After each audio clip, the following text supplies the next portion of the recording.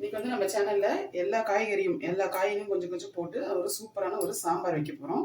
எப்படி செய்யுதுன்னு பார்க்கலாம். ஒரு கடாயை வச்சிருக்கேன். அதுல எண்ணெய் சேர்த்துக்கிறேன். இப்போ இதுல ஒரு அரை ஸ்பூன் போல கடுகு, 1/4 ஸ்பூன் போல ஜீரகம், அப்புறம் கொஞ்சமா வெந்தயம், ஒரு 5-6 வெந்தயம் போல சேர்த்துக்கோங்க. இப்போ இதுல ஒரு கைப்பிடி அளவு சின்ன வெங்காயம் எடுத்திருக்கேன்.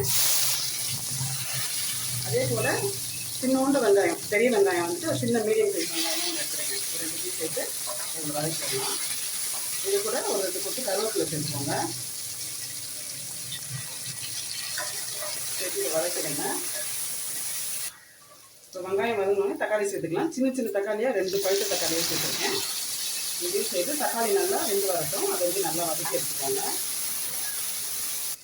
இப்போ தக்காளிலாம் நல்லா வதங்கிடுச்சு. இப்போ வந்து காயெல்லாம் சேர்த்துக்கலாம். நான் இன்னைக்கு எல்லாத்துலேயும் கொஞ்சம் கொஞ்சம் காய் எடுத்திருக்கேன். முள்ளங்கி, கேரட், பீன்ஸ், கத்திரிக்காய், முருங்கைக்காய், மாங்காய் இதெல்லாம் சேர்த்துருக்கேன்.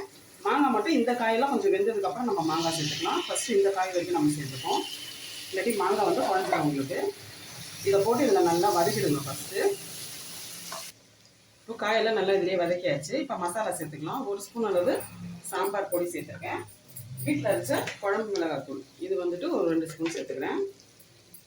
நீங்கள் சாம்பார் பொடி கூட இல்லை வேண்டாம்னா நீங்கள் குழம்பு தூள் மட்டும் கூட சேர்த்துக்கலாம். ஆப்ஷனல் தான் சாம்பார் பொடி. வேணும்னா சேர்த்துக்கலாம், இல்லாட்டி வேண்டாம். குழம்பு தூள் மட்டும் நீங்கள் சேர்த்துக்கலாம். இதோடய கொஞ்சம் நேரம் 2 செகண்டுக்கு இந்த மசாலாவோட இந்த காய் வந்து நல்லா வதங்கட்டும். இப்போது உப்பு சேர்த்துக்கலாம். தேவையான உப்பு சேர்த்துக்கோங்க. சேர்த்துட்டு வதக்கிட்டு இப்போ தண்ணி ஊற்றி இந்த காயை நம்ம வேக வைக்கணும். தண்ணி சேர்த்துக்கலாம். காயெல்லாம் நல்லா வேகிற அளவுக்கு நம்மளுக்கு தண்ணி வேணும். அந்த அளவுக்கு தண்ணி சேர்த்துக்கோங்க. இப்போ இந்த காயெல்லாம் கொஞ்சம் வெந்து வரட்டும். இப்போ காயெல்லாம் போட்டு கொஞ்சம் வெந்துருச்சு. இப்போ இதில் வந்துட்டு மாங்காய் சேர்த்துக்கலாம். மாங்காவும் சேர்த்து இந்த மாங்காவும் கொஞ்சம் வெந்து வரட்டும். இப்போ பாருங்கள் காயெல்லாம் நல்லா வெந்துருச்சு. இப்போ பருப்பு சேர்த்துக்கலாம்.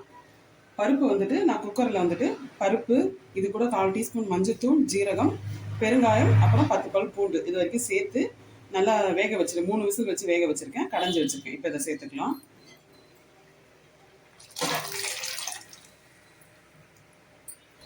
இது கூட தண்ணி சேர்த்துக்கிறேன். சேர்த்து நல்லா கலந்துட்டு இது கொஞ்சம் கொதி வரட்டும். பருப்பெல்லாம் சேர்த்து வச்சு பாருங்கள். இப்போ புளி வந்து ஒரு சின்ன நெல்லிக்காய் சைஸ் புளி, அதிகமாக சேர்க்கல, ஏன்னா மாங்காய் வேறு சேர்த்துருக்கோம். அதனால் சின்னதாக ஒரு நெல்லிக்காய் சைஸ் புளி எடுத்து நல்லா கரைச்சி வச்சுருக்கேன். இதை சேர்த்துக்கலாம். சேர்த்துட்டு நல்லா கலந்துட்டு இப்போ இது நல்லா கொதிச்சு வரட்டும்.